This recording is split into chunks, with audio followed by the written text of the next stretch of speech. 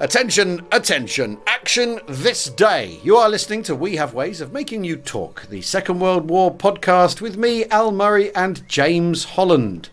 This is day three, James? Day three. You see, this is the thing. When you're under this much pressure, the days bleed into one another and you can't remember what day it is. And we are, of course, talking about the evacuation at Dunkirk, the battles surrounding it, the legacy, the whole thing, the whole shebang. And today is in May the 28th, so we are talking about the events of May the 28th, 1940. So, James, the timeline today. Yeah, so it's a Tuesday, and we've had that really critical day, Monday the 27th, which, as you know, Al, I kind of believe is the closest we ever got to losing the war. This is it's another day of crisis for Churchill, the 28th of May, but it's also one where there is just the first glimmer of hope, and it started in the very early hours of the day, because this is when the first ship leaves the East Mole, and this is the Queen of the Channel, which gets underway a little before 3 a.m. in the morning. Now, it is then promptly sunk out at sea at 4:15 a.m. However, it's not sunk sufficiently badly that Wolfhound and others can't come alongside it and rescue every single person. So not a single person is killed in that, if I remember rightly. But so, and certainly if it is, it's very, very small numbers of people are killed. So and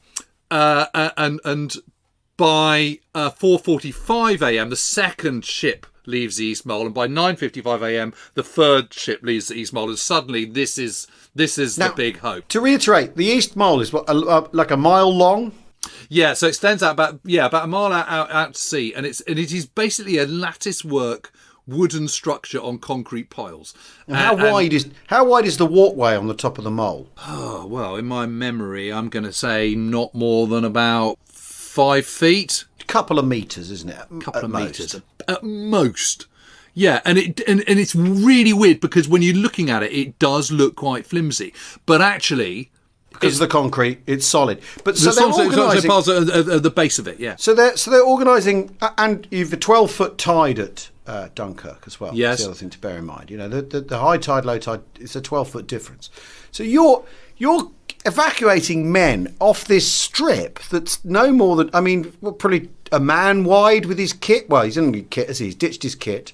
2 men wide, 2 abreast, down this thing a mile long with a tide, no heavy seas at this point. We're fortunate it's still a mill pond, isn't it? A mill pond all week. But under German artillery fire and attempted air attack. Never once hit all week. Yeah, but I know, but this is the set. I'm just sort of outlining the set of circumstances. The Mole is better than bringing boats up close to the beach and then ferrying people backwards and forwards with little boats. But yes.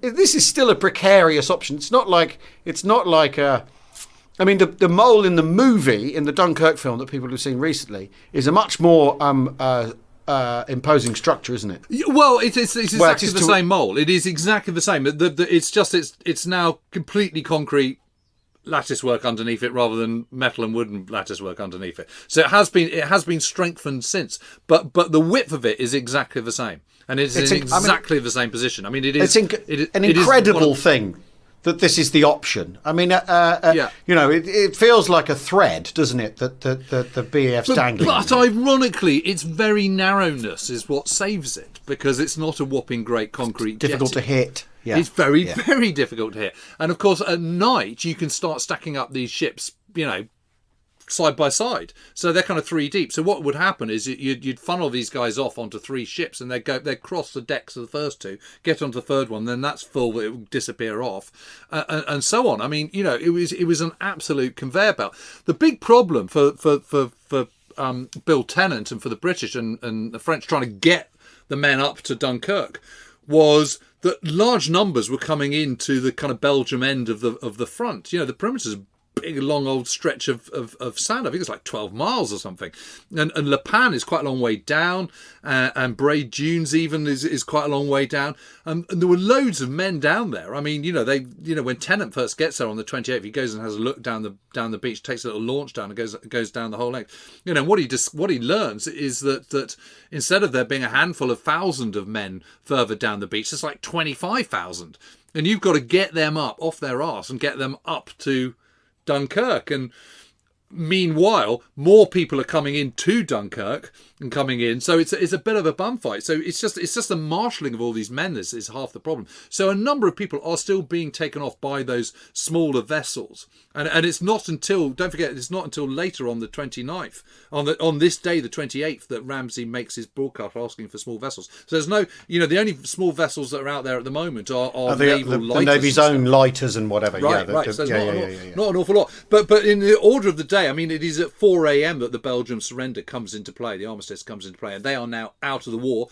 By that morning, though, by first light, Monty's got his men involved. And I just want to tell you very quickly about an episode that happens on part of this filling the gap of the disappearing Belgians over this sort of 48-hour period of the 27th and 28th. Because what happens is in sort of late in the afternoon on the 27th of May, the 3rd Battalion of the Grenadier Guards, for example, have come back from a very, very stiff fight on the banks of the Escaut. And I think I've mentioned this at some point, where they have this fight and the Germans actually cross the River Escaut and the Grenadier Guards then push them back again. And so they've had this really quite stiff fight, and they're just resting up at Plug Street Wood. Famous from the First World War. I mean, it's just round the corner from there that supposedly the Christmas truce football match took place. That's what we're talking about. Just down the road from Ypres, between Ypres and Comines. And Alan Adair, who is the acting battalion commander, Major Alan Adair, because the battalion commander's been killed on the Escaut, is just resting up. And Alexander's ADC turns up, called Captain George Thorne. And Adair looks up and goes, "How delightful to see the son of my commanding officer from 1917. I mean, can you believe it? And they're on their way to Dunkirk. They've been told to retreat to Dunkirk. And Captain Thorne says, "Look, I'm really sorry about this, but would you mind counterattacking towards the Comines Canal? Because actually the Belgians are out, and we've now got to, you can't go to Dunkirk after all." So the Grenadier Guards, who think they're on their way out, are now having to brace themselves for a counterattack towards the Comines Canal and hold that line and desperately hold that position so that more men can fall in behind them. And Alan Adair goes, "Absolutely delighted, old chap, no problem at all." And so they attack later that afternoon with the 2nd Company, who's commanded by a chap called Captain Roderick Brickman. And they attack that afternoon, the 2nd Company leading. Before they got very far, Brickman is hit near the eye by in the side of his head here by a mortar fragment. He keeps going on despite this sort of blood coming down all over his face. Then he's hit in the right shoulder and elbow, but he keeps going on, and eventually they manage to get to this building right overlooking the canal, where they neutralise the MG post that's there. They chuck in hurling grenades and all the rest of it. He's then wounded again. He's shot in the right thigh. And by this point, the 2nd Company is completely decimated. So they then have to pull back a little bit. So they get to the canal, take the canal, but then they have to pull back to the next line where there's a little river and stuff. And at that point, as they're pulling back, he's then hit a 5th time. By this point, Brickman is kind of bleeding quite badly from his 5 wounds, still commanding his company. And he sits down and he can't quite work out which one he needs to dress first, because he's only got one tourniquet, which is his tie. Okay, so he thinks about it, and he thinks, well, I'll take off my tie and I'll bandage my head, because that's where I'm going to have the most blood, and really that's where I need to be. I need to be thinking more than I need to be moving. So he does a tourniquet himself with his tie around his head to stop the bleeding around his head.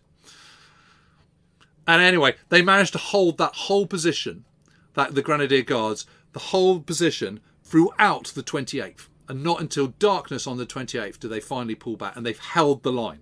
That crucial moment, they've held the line, and by that stage the battalion is down to 280 men and 9 officers out of 845. Oh gosh! So that's going on the evening of the 27th, and all day on the 28th. I mean, that is just unbelievable. And what's happening the rest of the day? So, but I mean, yes. we've got more cabinet shenanigans, haven't we? Because after all, we have. Halifax yesterday was taken into the Rose Garden and told to behave himself, basically. Yes.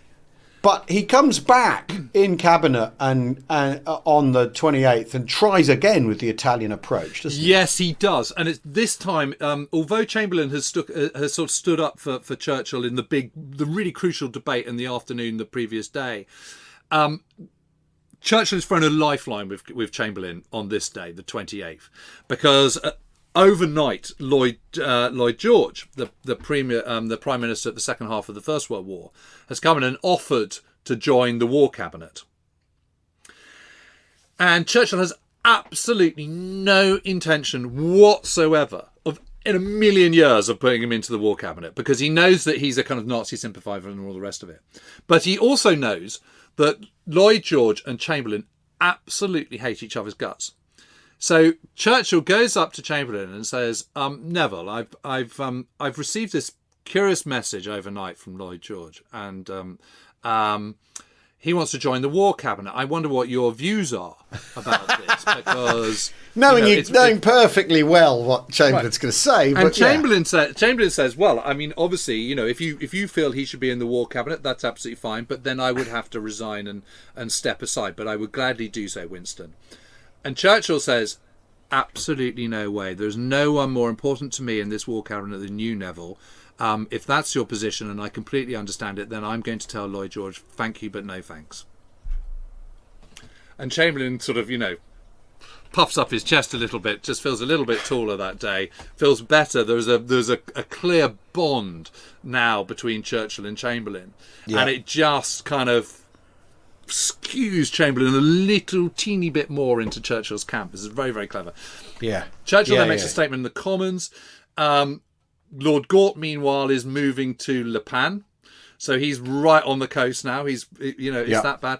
In the afternoon, 80 soldiers of the Second Royal Warwicks are executed by the SS Leibstandarte at Wormhout. Yeah. So that's the second of the two Waffen-SS massacres. There's a second War Cabinet that afternoon, and at 6 p.m. Churchill calls in the wider cabinet, which I think is about 25 guys, and that's where he does his big speech and says, of course, we must never surrender, and it's absolutely out of the question, all the rest of it. And that is the defeat of Halifax. It's never ever mentioned again, because he's got Chamberlain on side, and although Halifax was chuntering earlier in the day about it, the wider cabinet meeting where everyone unanimously agrees that they should fight on and never surrender. That's that.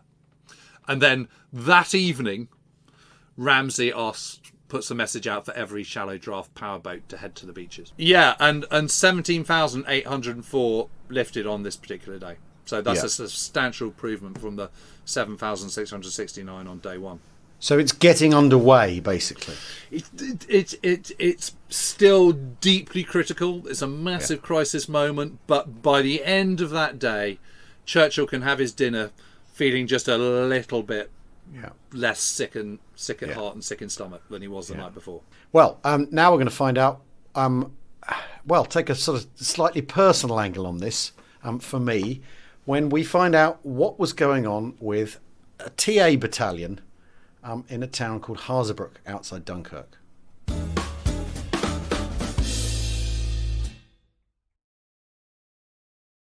Achtung, Achtung. Hello, dear listeners.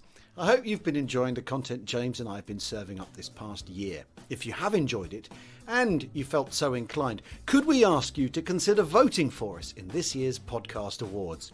There's a special award that's got nothing to do with juries and industry professionals. It's called the Listeners Award. You need to go to British Podcast Awards/vote. Then put in We Have Ways and up we pop.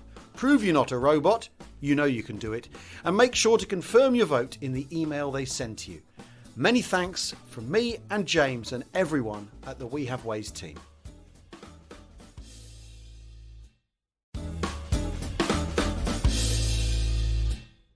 It's our week and a bit of Dunkirk, the most important week in history. TM ever. We're not going to be argued with on this one. And I'm delighted to say that to join us today we have my father, Ingram Murray, who has joined us to talk about the first Buckinghamshire Battalion Territorial Army, part of the Ox and Bucks Light Infantry, Territorial TA component, and what happened to them in the summer of 1940. Welcome, Dad. Thank you very much. Nice to be here. No, it's fantastic to have you on board. Normally at this point you say, I love the podcast, love the stuff you're doing, fellas. That's the obligatory thing here, Dad. Oh, well, I obviously love you all. Where to start with this? Because the reason we're talking about this one battalion in the whole of the BEF is because it's a family story for us, isn't it? For our family. Absolutely. It's about your grandfather. It's about my grandfather, about my mother's father, James Ritchie, who was the adjutant in 1st Bucks Battalion. And he was killed in the final stand by the Bucks Battalion on the perimeter of the Dunkirk defences, which was covering the withdrawal by the rest of the BEF to Dunkirk. Yeah. And he and his commanding officer were obeying an order to fight to the last man and the last round. And they took it literally. So the story starts really with his sister. Yeah. Who was rather a pushy lady and decided to write a book about him, which lionised him. Yeah. And she had gone to France without telling his widow to find out what had happened to him, and had met the gardener in the orphanage where the battalion made its last stand, who had buried him in the garden in 1940, and had taken his watch and several artifacts off the body and gave them to her. And That's amazing. Yeah, incredible. And he also took a clandestine photograph of 15 graves in the garden of the orphanage, which he gave her, and are now in the Bucks archive. And they were all buried by the gardener who was the nun's gardener in this orphanage that was run by nuns. So she writes this book and she sends it to absolutely everybody. Yes, I have a copy. So does everybody else.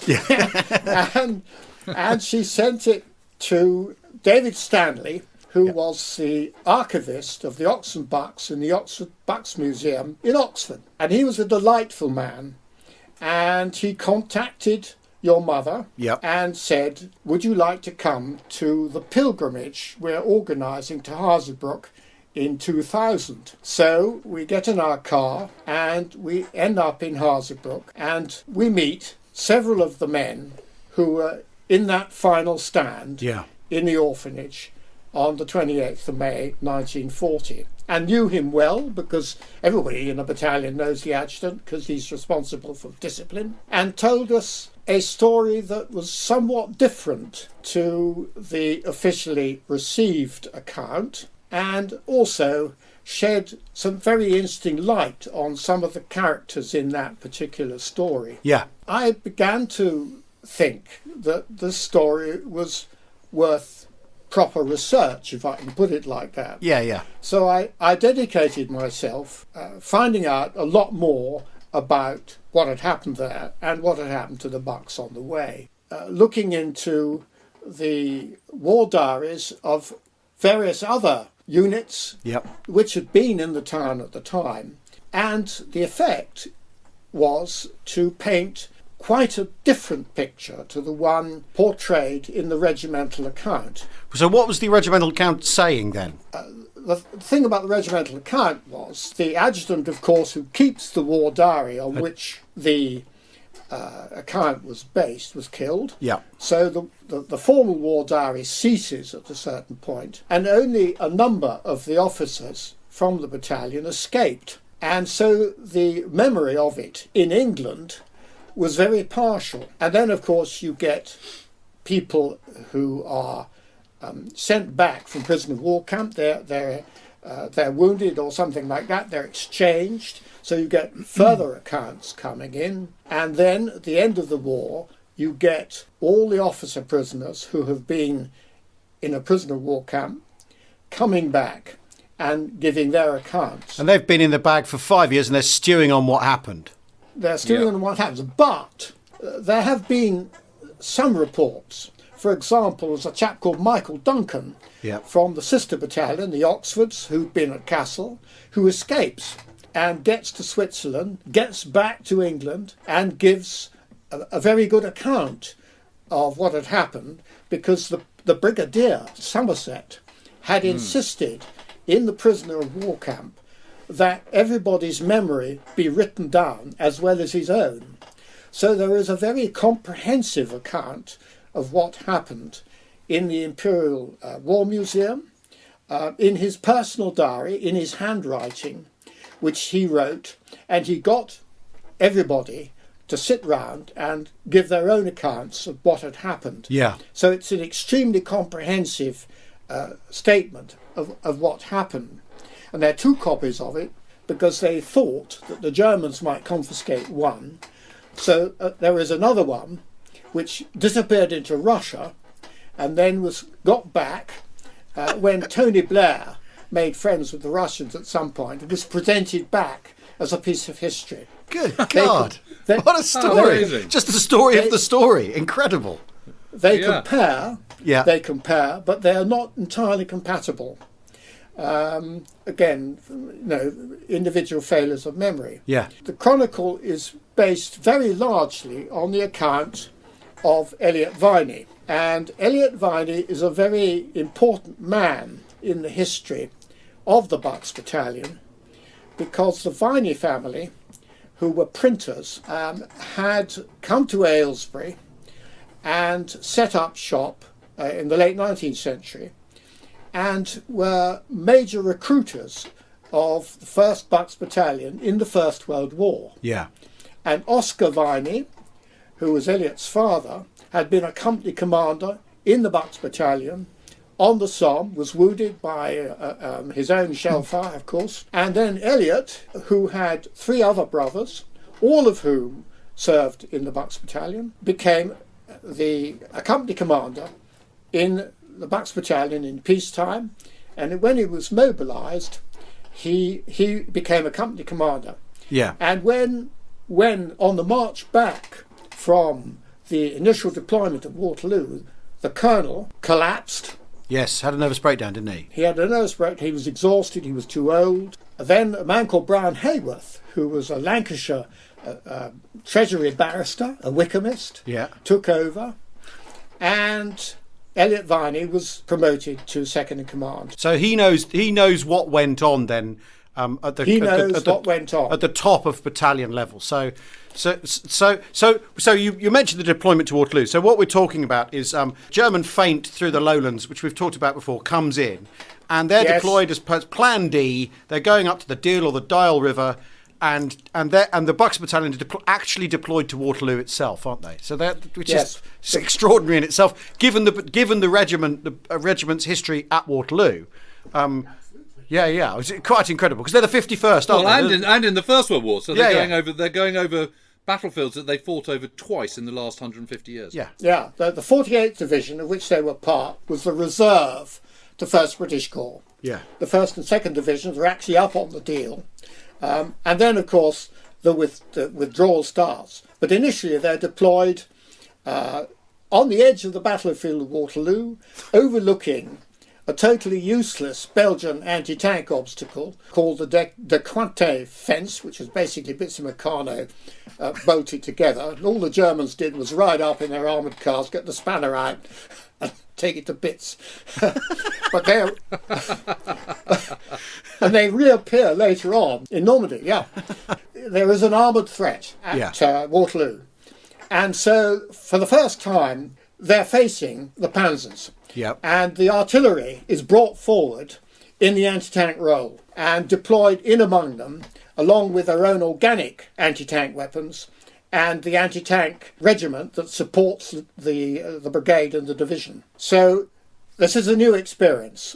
And from that moment, everything starts moving very quickly. Yep. And they have to withdraw very, very quickly out from underneath Brussels, where they are, to the southwest. They withdraw over the first water obstacle. Your grandfather was reported counting his troops over the bridge, over the river and the canal that's there, so that the sappers knew everybody was on the right side of it before they blew it up. God. And then they're all marching back, and they're under continuous air surveillance, they're under continuous air attack. The roads are absolutely crammed with refugees, with Belgians of one sort or another, French troops, and their own, of course, marching, riding, and in some cases in proper transport, in other cases on various bits of transport they've obviously pinched, moving back to a series of water obstacles at which they are told to take a defensive position, and then told yet again within a couple of hours to withdraw again and again and again. So they're on this exhausting retreat march, then they stop, dig in, set up some kind of screen, and then are told, off you go, move again. Off you go again. And that's happening day on day on day on. So when do they quit? When do they quit Waterloo? When do they? It's the 15th, isn't it? Right. So they start coming back on the 15th. Yeah. And the problem you've got is that they've all moved up in a northeasterly direction, in a hinge that is sort of going up northeasterly towards the Dial, then falling back to the Escaut. Suddenly they've got Army Group A coming from looping in round from the south. Yeah. Yes. And so what's happening is the bit that's preventing the encirclement is obviously the coast. And what you've got is a lozenge shape.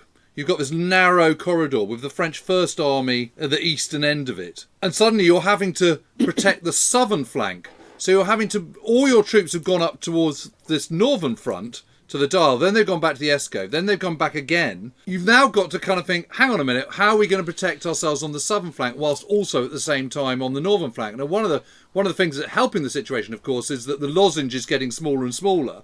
So there's actual less exposed surface area, as it were. Yeah. Right, but then you've got the problem on the night of the 27th, 28th that you've got the gap where the Belgians are going to be because they're surrendering overnight. Yes. So that has to be filled by 3rd Division. You've still got to plug the problem of and the bulk of the Panzer divisions, the 10 of the 16 Panzer divisions are in Army Group A, and they're coming from the south. And so that's where Hazebrouck and Kassel come in, because these are strong points. It's not a continuous line.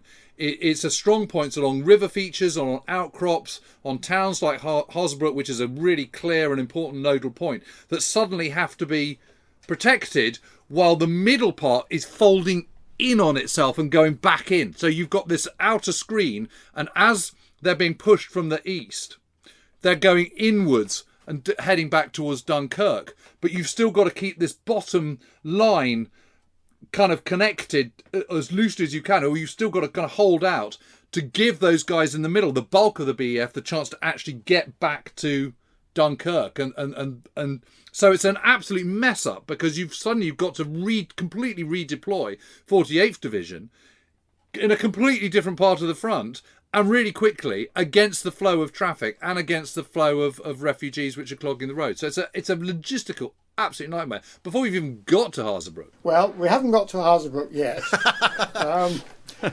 We've just got to the Escaut, where the Bucks Battalion is actually in reserve, in behind the two other battalions of 145 Brigade, which is the 4th Battalion, the Oxfords, and the 2nd Gloucesters, who are regulars, of course, but very well known to the Bucks. And then they withdraw to the Gort line, or the fag end of the Gort line, which is a series of block houses. And then they withdraw yet again to a concentration area at a little village called Nomain, which is where 145 Brigade concentrate. And there they're told, right chaps, stand by to go to Calais. So they all think, whoopee, we can go home after a bit. But then the instructions are changed to Cassel. And the whole brigade thinks it's off to Kassel. And it takes them quite a long time to get there, because the transport which is going to take them gets bombed on the way. And instead of turning up at about noon, it turns up at about 10 o'clock at night. And then it fights its way through the chaos and round the edge of Balliol, which is a burning town by this time. And in the middle of the night, Somerset, the former Gloucester commander of the 2nd Battalion, who's now the brigadier, he's only just taken over, hasn't he? He's literally only just taken over because Hughes collapses. He's dive bombed by the Stoopers and can't cope. Fitzroy Somerset takes over, and he's a much more dynamic man. And he gets this radio message in the middle of the night that he is to detach 1 battalion to go to Hazebrouck. And because the Bucks are the last in the queue, they're diverted at the fork that's just outside Balliol, where you bear right for Castle and you bear left for Hazebrouck. And that was the fateful decision. And he detaches some anti-tank guns, and the battalion heads for Hazebrouck and arrives there early in the morning on the 25th. And they find something called Wood Force. Now, Wood Force is an ad hoc body which has been put together in order to protect GHQ Main, which at this point is just leaving Castle in great state of panic. Colonel Wood is the assistant artillery commander, and he has been told to scrape together a force to protect Hazebrouck. And he has Belgians, he has Frenchmen, and very importantly, he has got the 98th Field Regiment, the Surrey and Sussex Yeomanry. And they are led by a 50-year-old, very dynamic Colonel Ledingham, who was a sapper in the First World War. He's got the MC, 2 mentions in dispatches, so he's quite an experienced character. And he scrounges a number of 25-pounder guns from depots. He collects some guys from a reinforcement depot, and he deploys his guns on the west side of Hazebrouck, where they know that the Panzer divisions are lurking. Now, of course, the Panzer divisions at this stage are recovering from the, I was going to say lockdown, but the halt order. For the halt order. And when the halt order's lifted, they take another 16 hours to get their cells moving. And it's only at dawn on the 27th that they actually get going. But earlier, their recce, which is probably from their recce battalion, and probably those very big armoured cars, disobey the halt order and come nosing up to Hazebrouck. And there is a fight just outside Hazebrouck where one of the gun detachments, a 25-pounder of the 98th, knocks out some of these and itself is knocked out. And the gun commander, a chap called Mordin, is killed, gets the DCM. He's in the cemetery at Hazebrouck. And they know that the Panzers are on the way. So there's Wood, and he hands over this motley group of people and units to the Bucks as they come in. Now, next door to the Bucks... So hang on. What you've got is a sort of ad hoc battle group. What would be called a Kampfgruppe if it was the other side, wouldn't it? Yes, but if it's British, it's a sign of weakness. Exactly. Disorganisation. Yeah.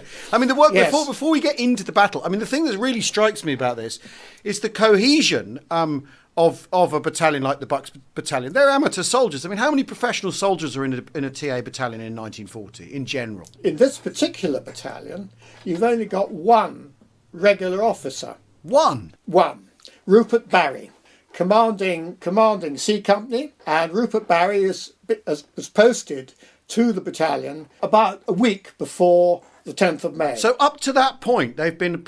I mean, is the RSM is he a professional or is he a TA? Yes, he's a professional. Right. So you've got what, two a handful of sort of stiffeners, if that's is what they'd be called, wouldn't they? Like of professionals. Yeah. Everyone else is printers and butcher, baker, candlestick maker.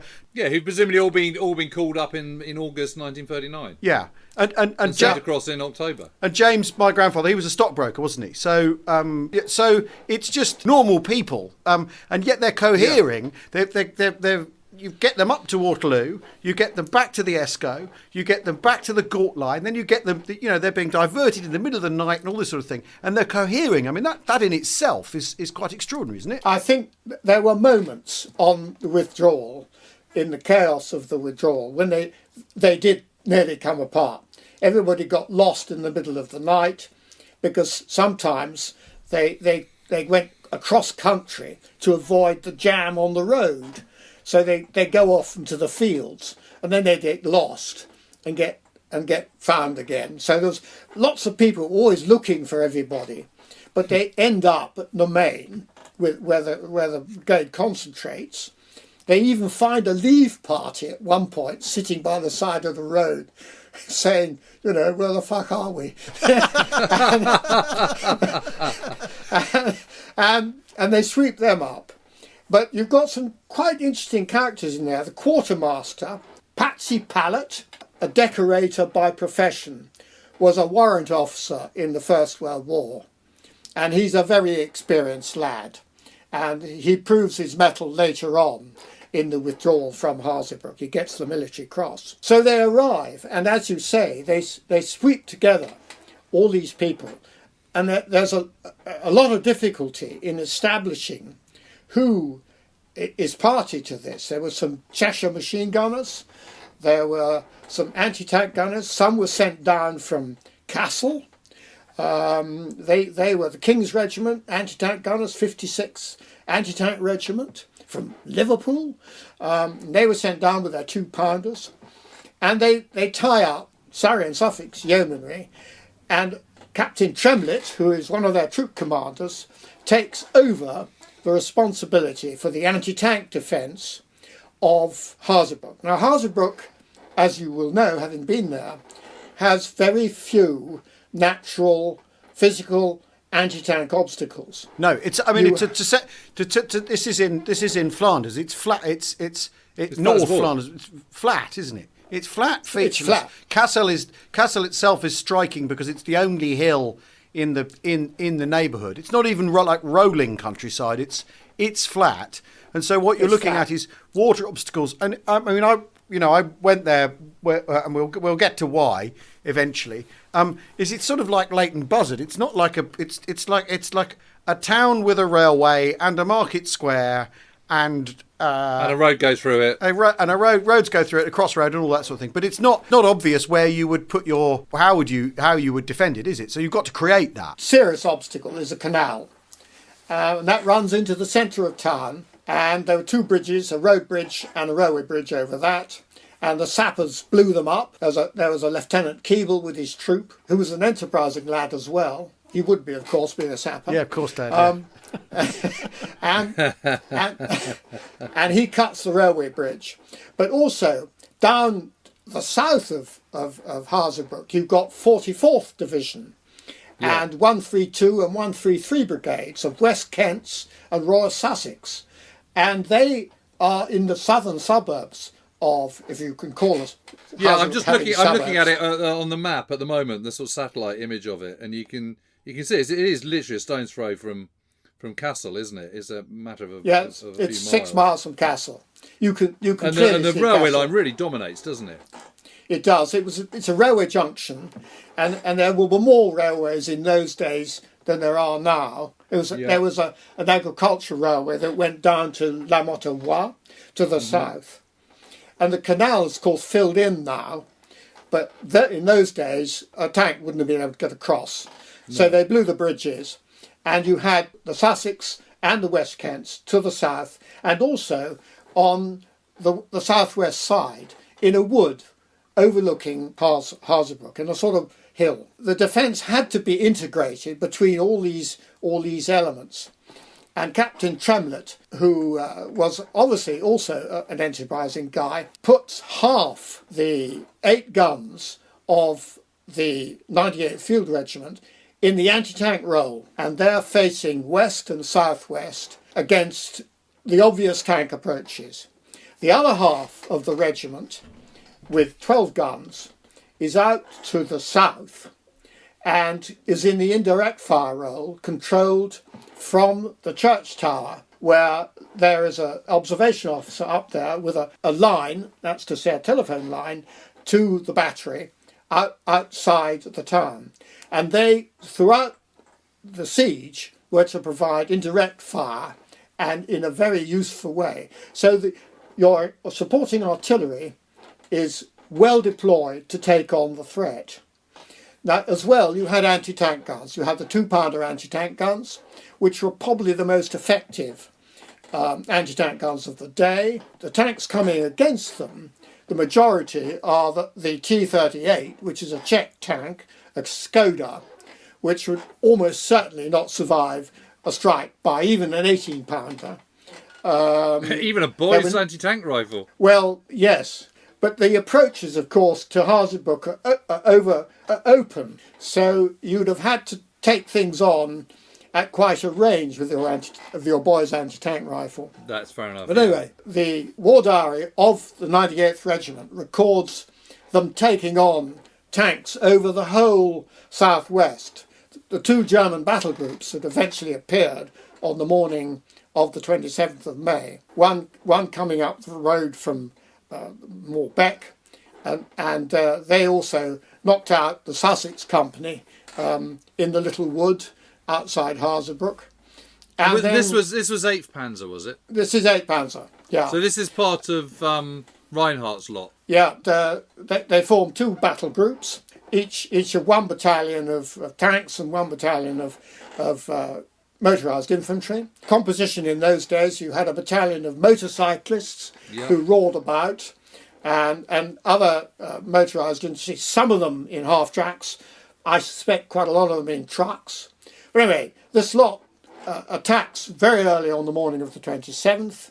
The weather is bad, so that the Stukas can't intervene until about midday, and the artillery observation officers also can't see very much, so they don't get very far. And attacking to the south of Hazebrouck against the West Kents and the Sussex is an SS division, Verfilgen's division, which by all accounts is not a very competent group and gets thoroughly stuck south of Hazebrouck. So the commander decides to change the axis and sends a second battle group up over the top of Hazebrouck, and it attacks first of all from the west, where it's hit very badly by the artillery, and then it decides to go right over the top of Hazebrouck, where it can't be hit by the artillery because the artillery can't see it anymore, and it's probably you've got a crest clearance problem. And then they attack from the northwest into the town and come down on B Company, which is to the north of the railway line. Now, the railway line itself has got some serious cuttings in that area, so tank approaches are fairly limited, and you can cover them with anti-tank weapons quite readily. So they get stuck coming down from the north and coming in from the west. They all get hit by this artillery. It takes them quite a long time to get into the town. It takes them actually to the evening to get into the town from the north.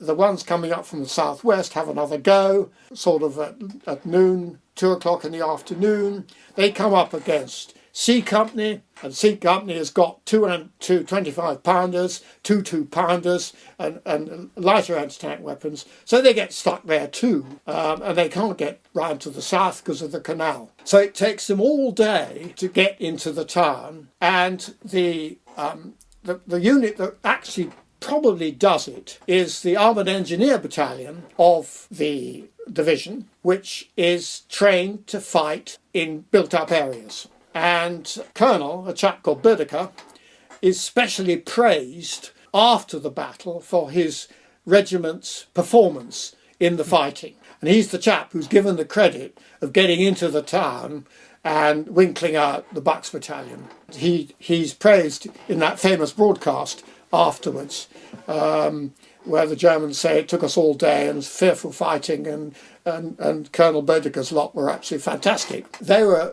the breakers in. When it came to, but everyone else has got a fair kicking by that point, because it's very interesting because this is Panzer's meeting people who seem to be organised, which is after all been the Panzers up till now have been running into people who aren't organised and aren't ready to deal with it. But if it sounds like you've got things worked out, you've got things gripped, and you're repurposing. Because when you were saying for 25 pounders. We're talking about guns fired over open, indirect artillery being fired over open sights at Panzers rather than actual anti-tank weaponry. So you're scraping things together, and it seems to work. Is the interesting thing? It does work. Yeah. Yes. I mean, very hard to. I mean, it is hard to attack over kind of very, very flat area when you're coming up against little sort of. I mean, there's lots of those sort of little irrigation channels, aren't there, and rivers. And, yes. And all the rest of it. I mean, it is a tricky place to attack. Yes, but the other thing, I think, is that by the time you get to this stage in the campaign, the Panzer would have lost a number of tanks anyway. They'd have broken down and all that sort of thing. And in fact, on the 30th of May, when the Panzer Division, commander is a man called Knudsen, stops and for breath, he's lost about 50% of his tanks and his people. One can't think of the division being up to 100% when they attack. They will probably be 60%, something like that. Yeah. And they lose quite a lot of people and tanks in the fighting. Rather like claims in air fighting, claims in anti-tank fighting, or sometimes, shall we say, slightly exaggerated. Or everyone got the same tank. Everyone got the same tank. Yeah. Exactly. Well, you only have to think about Wittmann, don't you? And in 1944. So they get into the town on the 27th. But when does Cassel actually fall? When does? It's the following night. It's the following night, isn't it? Castle falls falls the following night. Yeah. Hazebrouck, most of the troops that are not in the orphanage withdraw on the evening or during the night of the 27th. There is a certain... So a day ahead, a day earlier than Cassel. A day earlier than Cassel. They've run out of ammunition. The communications with battalion headquarters have all been disrupted by Germans infiltrating into the town. And there is an area of greyness about whether or not Brian Hayworth had said, OK, chaps, we've had it, we'll stay here and we'll cover your withdrawal, you go out into the night. The official account is that he did actually release everybody. That didn't mean that Rupert Barry in C Company did the same. He hung on until much later, and with the quartermaster, he withdrew south into the area occupied by the West Kents, down to a village about 5 miles outside Hazebrouck called La Motte-au-Bois. And here the West Kents were in trouble. They were being attacked by the Verfugen's division, who got themselves organised, and they were being pushed back. And the quartermaster, with the drivers and the cooks and the bottle washers from B Echelon, he fixes bayonets. He's a First World War man, so he knows about counterattacks, and he takes them in, and he drives the Germans out of the village, for which he gets the military cross on the recommendation of the colonel of the 5th Royal West Kents. And he actually escapes. He walks all the bloody way to Dunkirk and escapes with his drivers and his bottle washers. And he picks up various other elements of the battalion on the way, all of whom are walking to Dunkirk, basically, along with the sappers and the other survivors. So in battalion headquarters, you've got Hayworth, you've got Viney, and you've got various other officers and soldiers who've come in. They've been pushed in, and they're not going to go. They're going to stick with the CO, and they're overnight in the orphanage. Now, the orphanage is a very big building. Yes, it's an imposing Victorian building with sort of flint walls, isn't it? And Roman style arches in heavy stone, and it's sort of imposing French civic building. If people are familiar with that kind of 19th century architecture, proper French state architecture, it's off the town square, isn't it? So you've got the main drag, and it's on a road off there, isn't it? If I recall. Yes, it is. Yeah, it is. It has, but it had a high wall round it, with huge railings. So for infantry to get in, it had a big wall at the back. Of course, being a nunnery, gentlemen were not allowed in anyway. And so to protect the nuns' virtue, you had very high walls all round, including at the back. And in fact, they'd had to hack a hole in the wall at the back to get the battalion headquarters transport, the mortars and the signals truck and the ammunition and all that sort of thing into the garden. The garden's quite big. The garden's an acre plus. And the nuns themselves have got a walled garden, which was a sort of herb garden, where they could exercise without being overlooked by anybody. And the kids, the girls in the orphanage would have played in the orphanage garden. And they're in there. And the other thing about it is it's tall enough for you to be able to see from the roof over all the approaches to the west, which is partly why they picked it, of course. And at one stage in the battle, some foolish Germans set up a battery of guns outside the town, and they dragged 2 Vickers machine guns up onto the roof, and they absolutely paced them, because these unsuspecting Germans think their mates have taken the town, and there they're suddenly hosed down by 2 Vickers, worked by the old machine gun company from High Wycombe. So that's part of the story. So anyway, here they are. The Germans don't fight at night. They're knackered too. So during the night, various patrols are sent out, and people try to find other elements of the battalion in and around the town. They look for the B echelon, but that is now gone. And one of the patrols succeeds under the intelligence officer, a man called Michael Stebbings, and the other one runs into the Germans, and the officer in charge is killed. They realise by that time that they're on their own. And next day, in the morning, the weather better, so that they can be bombarded from the air and by mortars and artillery. And that continues, and then the Germans start fighting their way through the streets towards the orphanage. And from the orphanage, they hold them off with their anti-tank guns, their boys' anti-tank rifles, with their Brens and so on. And the Germans are very hesitant about getting near. They put some carriers across the roads as anti-tank blocks. They knock out a couple of tanks.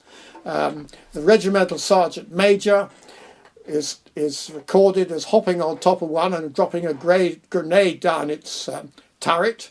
So that they're a determined lot, and they've got about 50 wounded in the cellars with the doctor, and he's looking after them.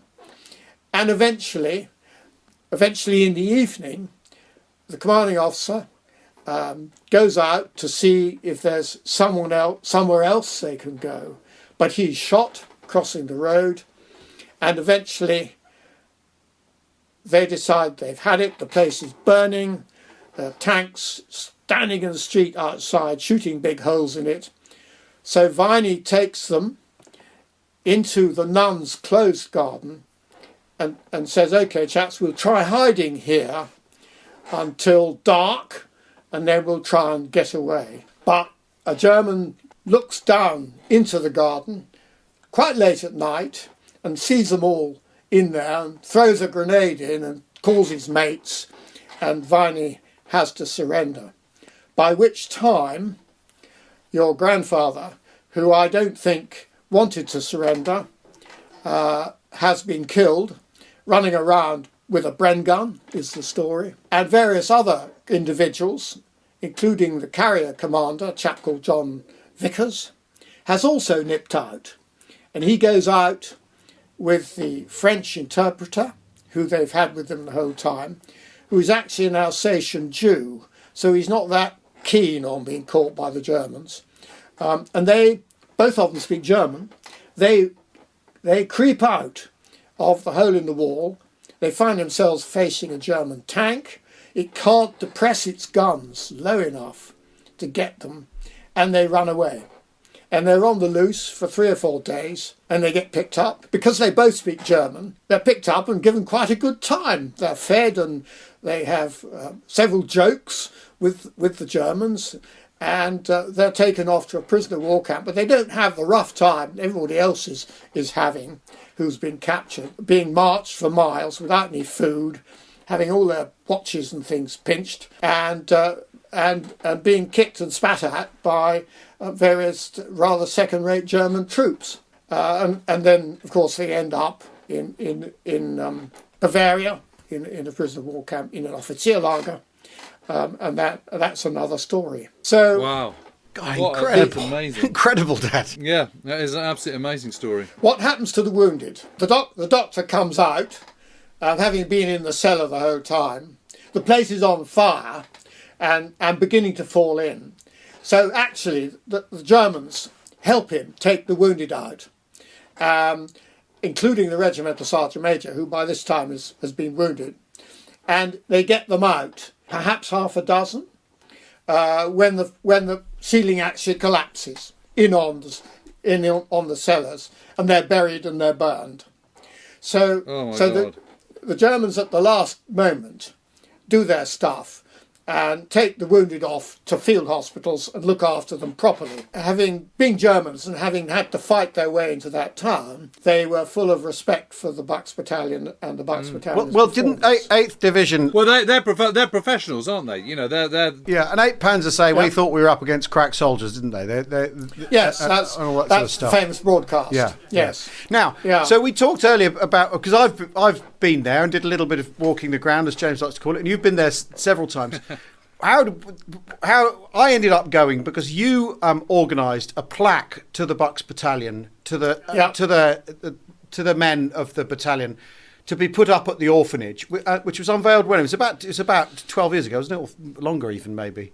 When was longer even? Yeah, 2005 maybe. 2005, I think. Yes, that's right. Yeah.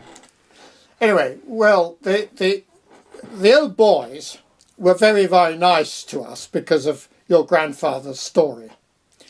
And they'd all known him, obviously. They said it would be jolly nice if a plaque were put up to the memory of those who defended this place, did what they were supposed to do, was to hold up 8th Panzer from cutting across round Harzebruck and cutting the lines of communication along which the BEF was retreating. Because the German 8th Panzer could not resist trying to seize Harzebruck because they thought GHQ was there. So they were offensively distracted. And the same applies to 6th Panzer and Kassel, because of course GHQ was going to move to Kassel, but never did. But they thought it was going to. Apart from the fact, of course, that Kassel being high ground is going to fascinate soldiers anyway, because they see it as a place from which they can observe. So we set up a fund, and it was set up by the Friends of the Ox and Bucks Museum, with dear David Stanley in charge. We collected a whole lot of money, and one of the officers, the ex-officers who worked for the National Trust, got the most beautiful plaque cast in bronze, and we stuck it on the wall of the school, which has replaced the orphanage. And the school is much smaller, and it's a school for naughty boys. And it was an extraordinary, memorable day. And to have Mum there and with the Green Jackets, who are what's the Bucks Battalion have become it Yes, was a very, our very rifles. moving day, and you did an extraordinary effort in organising that, Dad. I think we are out of time, aren't we, James? Yeah, I'm going to get in trouble. But I've got to say, that is a fantastic story, and it's one that I didn't know in anything like that level of detail, and I'm really glad to have heard it. I thought that was absolutely fantastic. Yes, thanks. Thank you. That's very nice. And obviously, of you. your grandfather, Al, was an incredibly brave man. It Good on him. certainly does. Every time I hear, I mean, I've heard bits and pieces, and it all coalesces together, and you think, God, what an extraordinary, and also the last 2 weeks of his life were an absolutely extraordinary time. Thank you so much, Dad. Okay. A pleasure. What we'll do is when this goes out, I'm sure people will start asking questions about it on Twitter and on our Patreon site. So we may have to come to you for detail and explanations and further elucidation of the story of the Bucks Battalion. But thank you so much for giving us your time. Thanks, Dad. It's been absolutely it's an extraordinary story. Thank you very much. It really is. Really is. Thank you. Thanks, everybody. Cheerio. Bye.